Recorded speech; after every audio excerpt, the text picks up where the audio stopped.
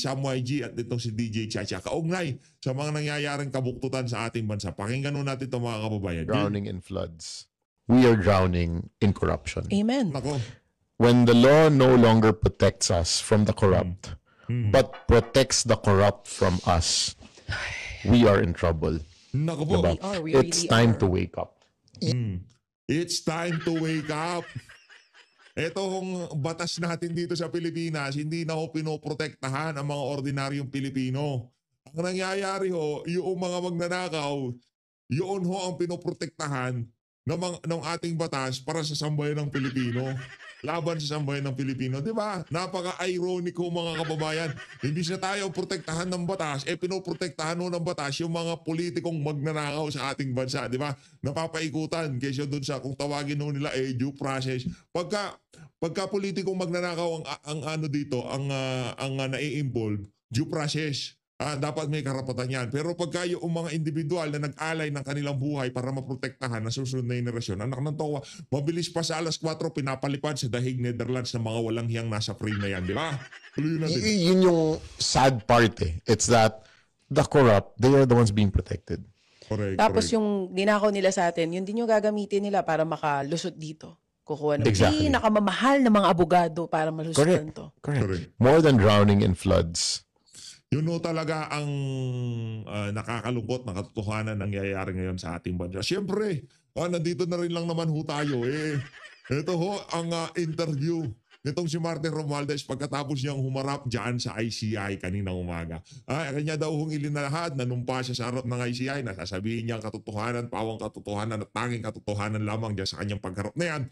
At kanyang ibinulgar daw ho niya kung paano binabalangkas ng House of Representatives ang budget nung siya pa ang speaker. Simple lang yan, Martin Romualdez, pauwiin mo na yung iyong Committee on Appropriation Chairperson sa katauhan nitong si Elizalde Co. Ito, panoorin nyo natin mga kababayan. Yun! I'm very glad that I was invited to the ICI to share my personal knowledge on the budget process. Nako. And of course, any information about the insertions on the flood control. That was the basis of my invitation. Bro, ang dami naghahanap sa'yo. Hoy, Boy Maleta, ang dami naghahanap sa'yo. Ikaw mahilig ka sa maleta. Meron kang heavy luggage scandal. Meron kang flood control scandal. Anak ng Veteran Garapat, dapat ang hiling mo sa maleta. Meron kang Okada, meron kang flood control. Ba't puro maleta? Partida, mga Rimowa pa daw Heavy luggage. Di ba? Yung tinalakay dyan sa Delaware, sa Amerika, yung sinasabi nitong si Ma'am Sastrogando Sasot, ngayon naman, maleta na naman. Di umano, inahahatid daw sa iyong bahay dyan sa Forbes Park, McKinley Street. Pambihira ang hilig mo I'm glad to have shared. Pero in fairness, sa tingin ko medyo ang iyong health medyo gumaganda na. Mukhang wala kang tulog, bro Anak ng Veteran Garapata, nung huling kita ko sa'yo, para kang tambiolo Para kang balyena, laki-laki mo nun Ba't bigla kang nangayayat, nangyari? Ginagawa mo bang pang-exercise yung maleta mo, yung Rimowa? Ginagawa mo bang pang-exercise yun? Langya ka, dati taba-taba mo, ba't pumayat ka bigla? Di ka ba natutulog? Tuloy-tuloy mo lang yan, Brad. Para yan sa sa kalusugan mo. Diba?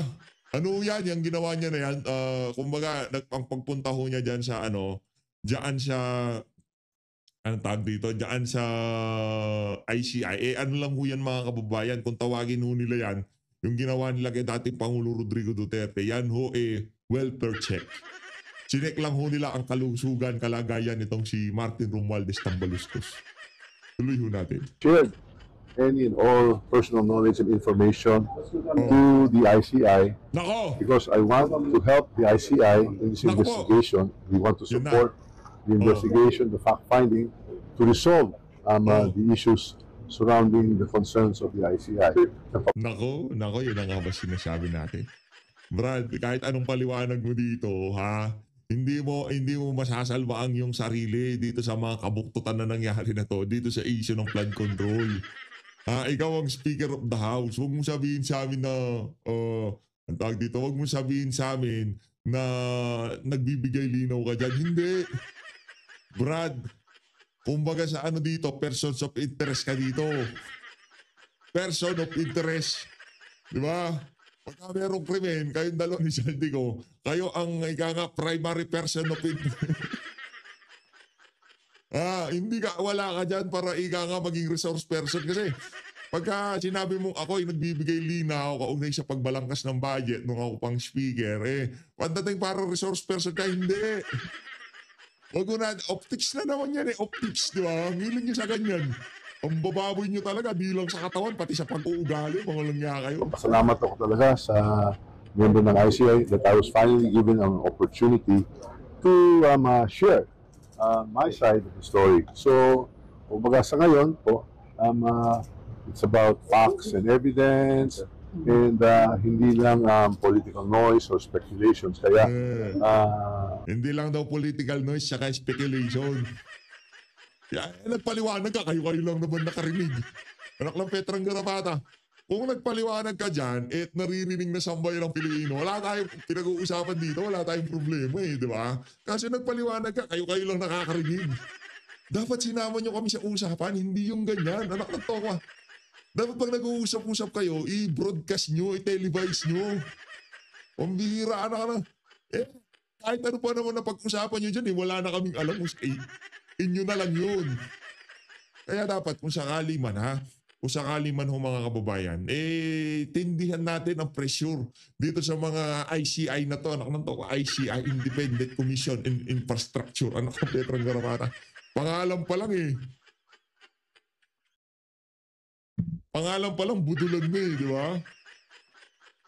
Tuloy natin. The ICI commissioners were able to ask me many questions and I was able to answer it and I feel very, very happy and I welcome this opportunity to share everything I know. So yung kay Representative ko, ano pong tingin nyo dapat niyang gawin? The ICI will have resource persons invited here and we shall await for the same. Sir, do you think he should come back to the country? Well, any and all resource persons who are invited here, we expect them to return. Sir, babalik po kayo sa... Pero grabe nun, natigang tong si Romualdez, parang kulang siya sa vitamins. Parang nagkulang ho siya sa vitamina. Parang mahina katawan niya ngayon. Ano ba nangyayari, Brad? Nanghihina ka ba? Nagagaangan ka na ba sa mga maleta mo? Ano nangyari? Ba't nangayayat ka? Langyang yan. Commission. I'm ready to come back to the commission anytime I'm invited so that if I can share more information, I will do so. So Sir, yung are you comment going lang to release your SALN? Huh? Sir, are you going to release your SALN? I will do at the instance of the commission. So Sir, yung figure. Sir, pupunta po kayo sa POG. I will not be invited to. Sir, yun po yung sinabi nung Brad, hindi ka magiging presidente sa ginagawa mo ngayon. Ako ng toka. Yan ang pagkakaho kayo, sobra sa ambisyon, sobra sa, dapat ganito, dapat ako maging presidente. Kahit sa anong bagay mga kababayan. Pagka ganyan ang mentality nyo, pera, kapangyarihan, impluensya, pagka yun lang pinasok ko sa utak nyo, anak ng toka, oo, para kayo ngayong si Martin Romualdez noong 23, 24, 25, parang nasa taas kayo ng mundo. Yung tipong parang kaya nyo lahat. Pero darating ang panahon, pagkaganyan ng mga mentalidad nyo, di ba? Kahit si Martin, kaya kayo tayo mga kababayan, pati yung mga nanonood sa atin dito sa PHFD, sana magsilbing paalala itong naranasan itong si Martin Romualdez na okay lang naman mangarap, pero hindi dahil doon sa ating pangarap, masisira tayo nung yung mga masisira ang ating pagkatao. Kaya nung si Tamba, linamon ho siya ng kanyang ambisyon. Di ba? Nawala na ho yung pagkatao niya yung pagiging tao niya nakalimutan niya na di ba? Pero kung nagpakatotoo lang siya, tinanggap niya na hindi siya magiging presidente, baka senador maaari siya, di ba? Actually, senador, sure win yan Kung sakali man, kung pinakita niya lang na para ako sa bayan. Yung nagpanalo kay Bongbong Marcos, yung mga Duterte supporter, saka yung paraan talagang ano ako, kung ano yung nakita ng mga Duterte supporter dito kay Digong, kung bakit siya minahal at sinuportahan, siguro kailangan ko rin gawin yun para ako may pakita ko na deserving ako na sa suportahan itong mga individual na to at para may pagpatuloy yung pagbabago na naumpisahan ni Digong. Ganun lang naman kasimple. Baka wala tayo ngayon dito sa sitwasyon na to kasi kung prinsipyo ni Digong ang ginawa nitong bakulaw na to, baka wala ho tayo ngayon dito sa napakalaking problema na to. Witness ni Senator Marcoleta. And if you'd like to comment yung kay Orly. Well, the witnesses that were presented are discredited already for having presented falsified documents in the form of the testimony, and their yun ang kanyang yun ang kanyang tawag dito, ang kanyang yun ang kanyang palusot kaysa na discredit daw kasi falsified yung document. Hindi falsified. Nanumpa rin naman siya dyan sa House of, dyan sa Malacan, sa Senado kayo naman, oo. Importante dito, meron pa mga testigo na lalantad dyan sa Blue Ribbon. Maliban dito kay Orly at sigurado ko, hindi ho siya magpapanotaryo. Ang gagawin nito, dito ho sa harap nyo, pipirman ko to ala Henry Alcantara. At manunupaw ako na sasabihin ko katotohanan, pawang katotohanan dito sa mga sasabihin ko dito. Dapat pala hindi na pinanotaryo, anak ng Petrang Garapata. Umatras tuloy yung nagnotaryo. Pambihira, oo. Malindiskarte. Testimonies have already been denied by the subordination operator. That he was part of your security? He's not part of my security. Thank you very much. Thank you. At dahil dyan, bigyan ho natin ng masigawang palakpakan itong simbolo ng korupsyon sa ating bansa. Walang iba kundi si Martin Romualdez. Hindi mukha ng korupsyon. Kasi siya ang siyang tinuturo kumbaga, magagawa natin, di ba? Yan ang yan ang flagship product ng Marcos administration. Martin Romualdez. Nagtanaw tayo dito kay Boying Remulla, pambira. Ano lang to ikakat-kat natin to. Pupokus tayo dito sa mga statement nitong si Boying. Siya lang naman gusto nating marinig dito Game. Ayan na ho, umpisa na natin to. Ito na ho yung mga ebidensya. Ito yung mga ebidensya. Nagkakaabutan na. Nagkakaabutan na ho. Inabot na kay Boying yung mga gagamitin niya para talagang solidong atake sa mga kalaban sa politika. Lang.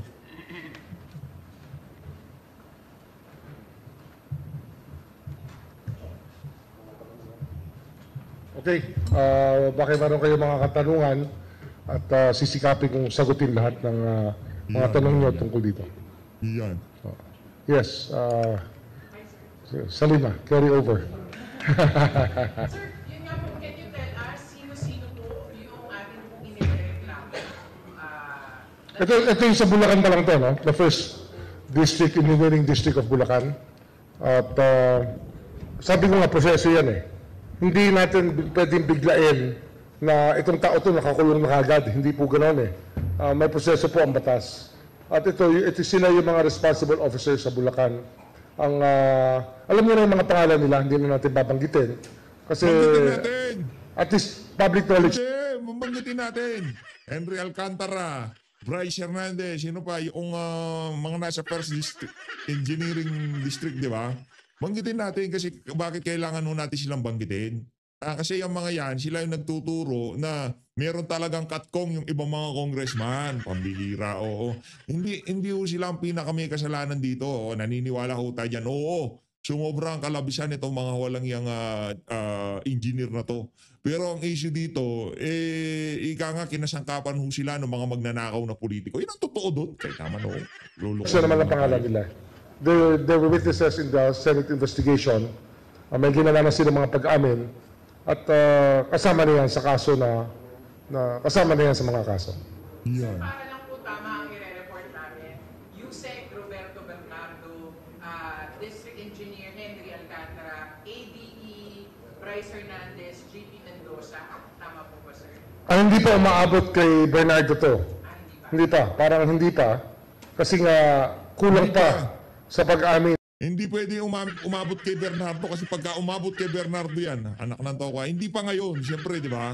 Pagka kay Bernardo kasi, yan na yung si Joel Villanueva, Jingo Estrada, Bong Revilla, si Escudero. Unti-unti natin, huwag natin biglayin, baka masaktan. Ang nangyayari dyan, siyempre, yan tinutukoy natin sa ebidensya. Kaya wala tayong pinipilit dito. At ito yung mga pinag-aaralan namin since yesterday, actually na Friday pa, nung una ako pumunta rito. Kasi nga, yung jurisdiction ng Sandigan Bayan, tsaka ng RTC yung ating pag-uusapan, at aming sinisikap na linawin sa mga bagay na to. At kasi meron tayong Republic Act 10660 na nagtatakda ng jurisdiction ng RTC sa mga taong below salary grade 27. At sa ngayon, below salary grade 27. Meron pang hindi kasi tinuturo Hindi pa tinuturo yung paakyat. Yun ang ating sinisikap gawin, pero hindi naman tayo namemwersa. Bawal po yun. Bawal po mamwersa. Kaya sumusunod lang tayo sa batas.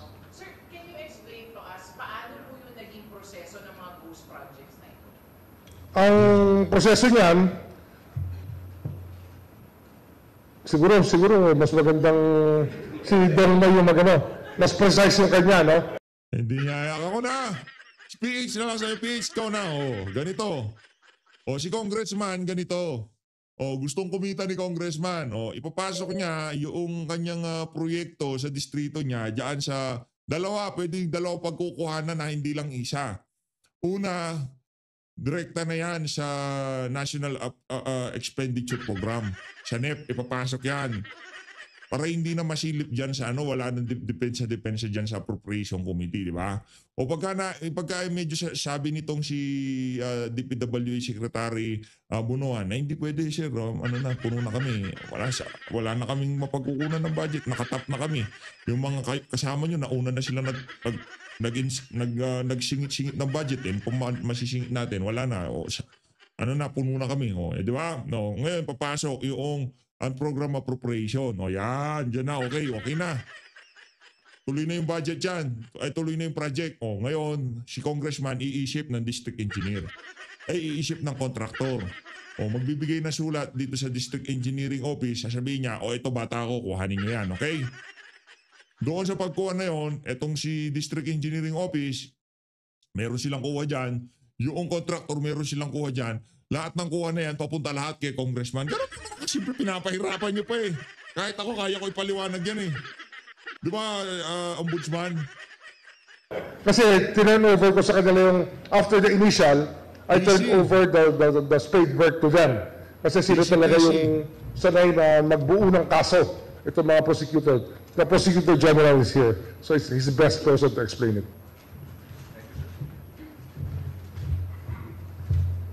Yan. Doon po sa tanong ninyo kung paano yung proseso. Itong mga kaso na to ay patungkol lamang sa isang district engineering office, particularly the one in Bulacan.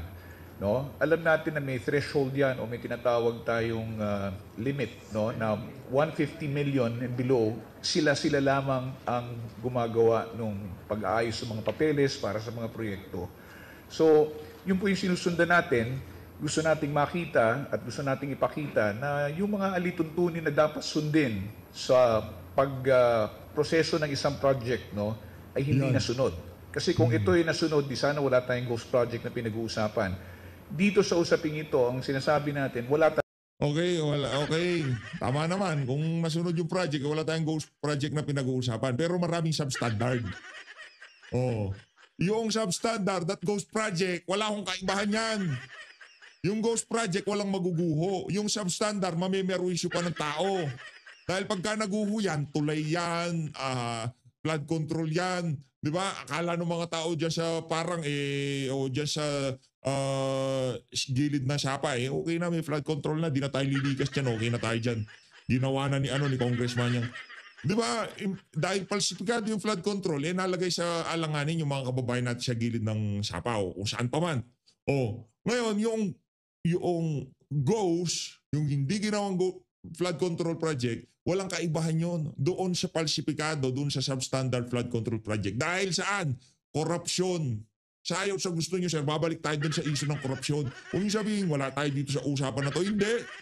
Talagang proyekto. There's really no project to speak of. So this is based basically on documentary evidence that has been gathered by the National Bureau of Investigation. Sir, ito ba yung hiraman ng lisensya? Yes, this is partly that. Yes, yung hiraman ng contractor's license.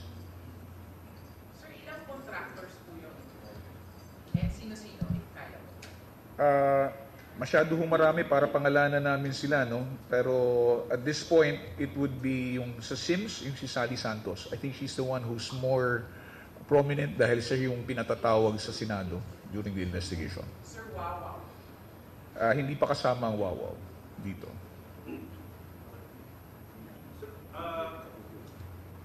Paano ba namin sasabihin ko? File ito ba ito ng cases galing from DOJ to Ombudsman, complaint from DOJ to Ombudsman, o ang appeal turnover of document, paano namin?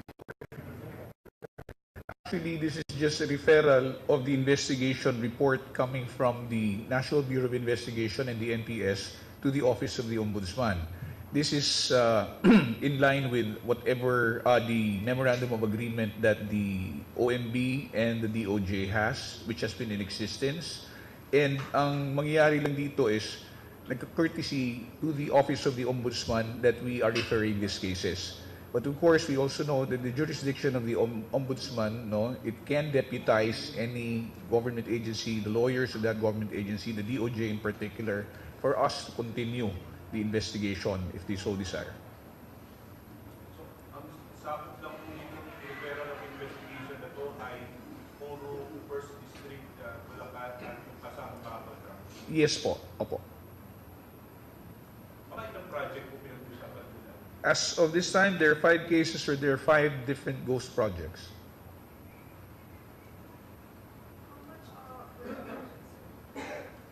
Well, ang alam lang namin dito is ito'y pasok dun sa threshold na 150 million and below. But we cannot give the exact details of each particular project, no?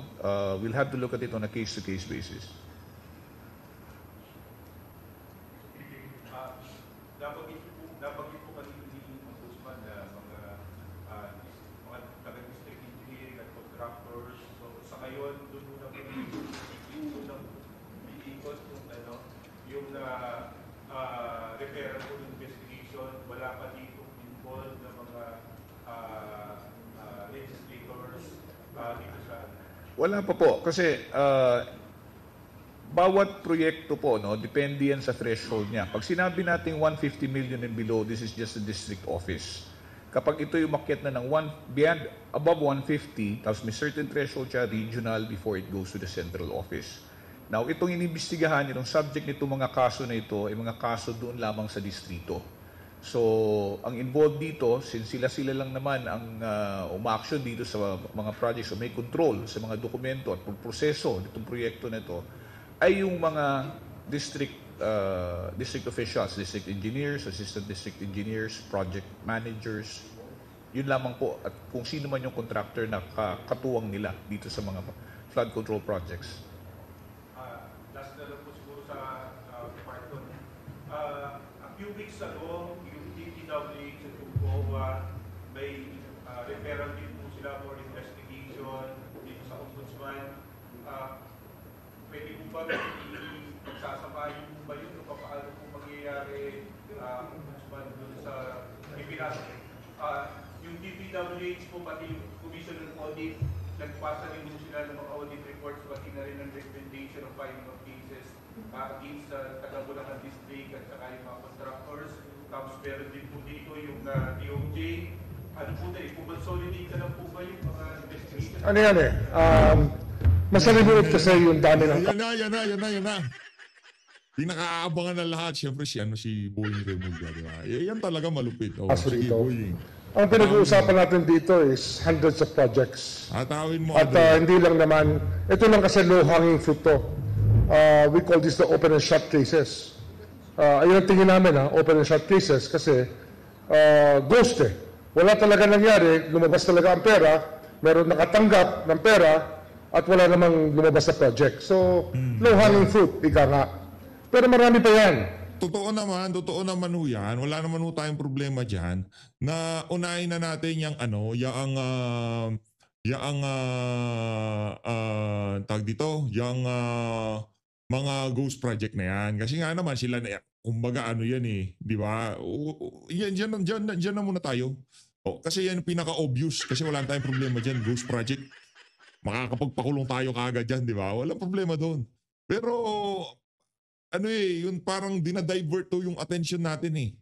Yung tipong dahil dito, dyan sa mga, dyan sa mga ghost project na yan, mabilis mapapanagot yung mga district engineer, mabilis mapapanagot yung mga contractor, hindi tayo aakyat sa taas. So yan na lang pag-usapan natin.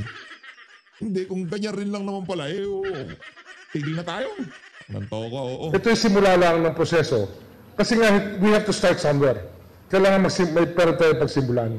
At gusto nyo magsimula tayo? Simula tayo sa House of Representatives. Puntahan muna natin kung sino-sino ba mga congressman ang mga proyekto ng mga flood control project na yan. Sa ganung paraan, naniniwala tayo na talagang nasa kumbaga, in good faith yung ginagawa natin na yan, di ba? Kung titingnan natin, marami pa tayong dadaanin, kinakalat na kaso na meron pong pataas, paakyat talaga lahat sila. Ito lang kasi, ito yung talagang mabilis itong pwedeng gampanan. Mabilis itong pwedeng matapos, kumbaga. Pero, tinatrabaho namin sabay-sabay pa yung iba pang mga kaso. At tuloy-tuloy pa rin ang pag-aaral ng DOJ dito. Sapagkat sa pag-uusap namin ng ating officer in charge, ang ating SOJ ngayon, si Eric Vida, at the Prosecutor General, tutulong pa rin sila sa amin kasama ng NBI na examinin lahat ng mga bagay dito. Katulong din namin ng AMLA, meron pa kaming malalaking kaso na hinahanda at may mga pumasok lang na impormasyon ngayong araw tungkol sa records ng AMLA na mainit pa nung nakita ko kanina. So ito simula pa lang ho. The next few weeks we'll be doing this more often. Kasi nga kailangan talagang mangyari na ang dapat mangyari.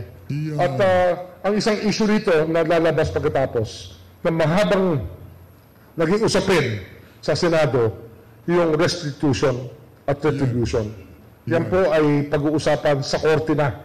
Hindi po namin pwedeng desisyonan yan o hindi po namin dinidesisyonan na ganun-ganun lang. Sa pre-trial po pwede po mangyari yan na magkasalian ng pera at magkaroon po ng ewan ko lang kung gusto nila mag-plea bargain, yan po yung choice ng mga isasakdal natin.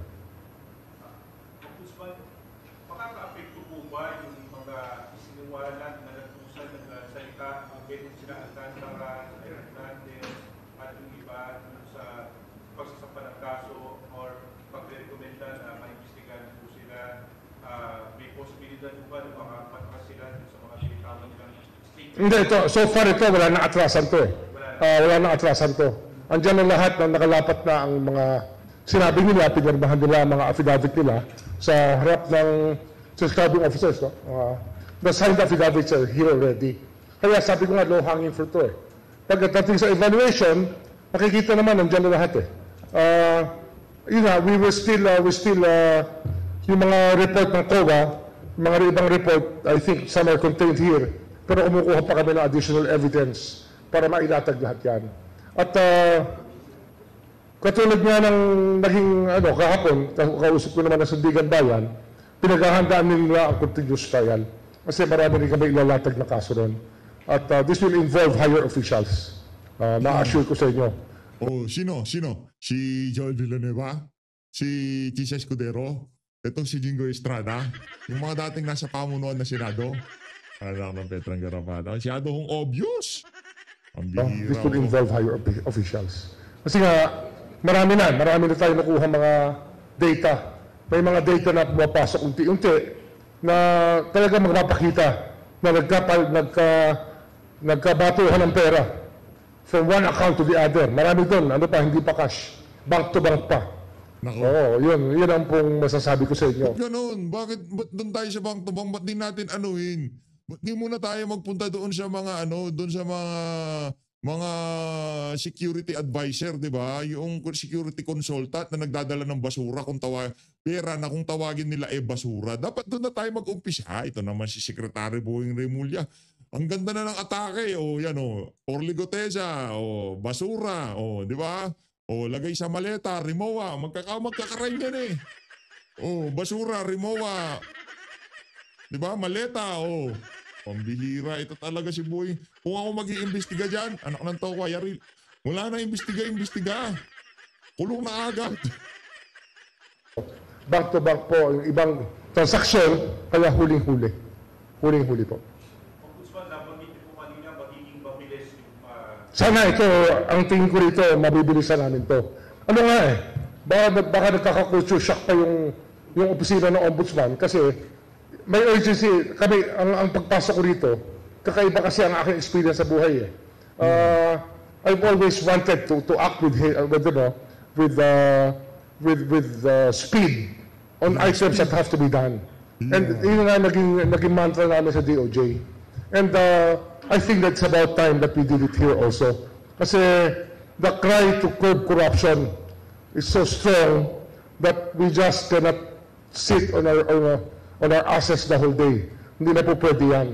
Meron pong, may kausap ako kanina na organic dito, mamayang hapon daw dadalhin sa akin ang dokumento na hinihingi ko. Sabi ko, hindi, ngayon makatanghali, dapat makuha ko yan. Yung kultura ang dapat natin talagang paspasan dito. Yung paspasan na kultura, yan po yung aking hingiin sa mga tao dito sa Office of the Ombudsman.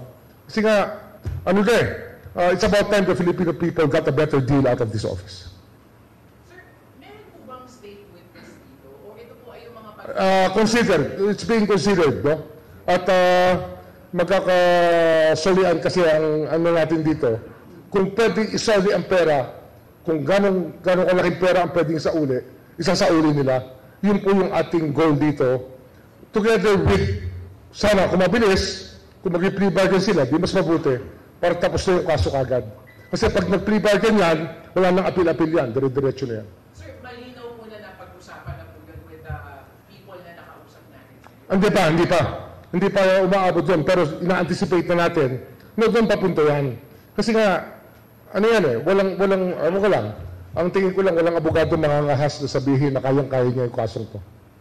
Sir, para lang po sa publiko at maintindihan po nila, paano po yung magiging proseso na po ito ngayong hawak niyo na po siya sa Office of the Ombudsman? Ngayon, nire-organize pa natin yung proseso rito sa Ombudsman, no? Dati kasi sarado yan, compartmentalized. Gagawin natin mas fluid ang sistema para from evaluation to filing, involve na lahat. Everybody's in on the team. So we're just about to create the teams that will act on this. Pero wag kayong mag-alala. I think that I've done this many times in my life, in the different positions I've had, na binubuo ko yung mga team para tumilos for the goal that we have. Sir, katulad din po ba ito nung alam ng publiko na nangyayari sa DOJ na ipapatawag pa po yung mga inireklamo, magpapile pa po sila ng counter-affidavit? Ano yung proseso po ito? Subject to preliminary investigation. May PI pa rin yan kasi yan ang kasama sa karapatan ng bawat isang nasasakdal.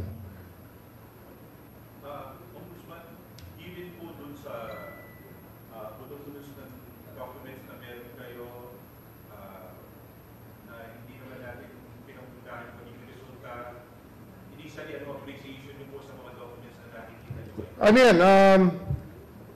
It can stand already in court. Kaya lang, ang gusto talaga natin, talagang lubos-lubosin na para pag-file, continuous trial, latag lahat para for the record tapos na kagad. Ayun nga, ang goal namin dito, continuous trial, as I already asked the presiding justice of the Sandigan Bayan, that's what we want later on when the other cases come.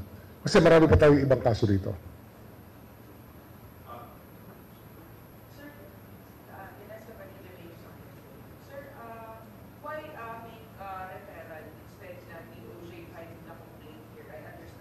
Hindi, yun talaga yung sistema eh. That's how it works eh.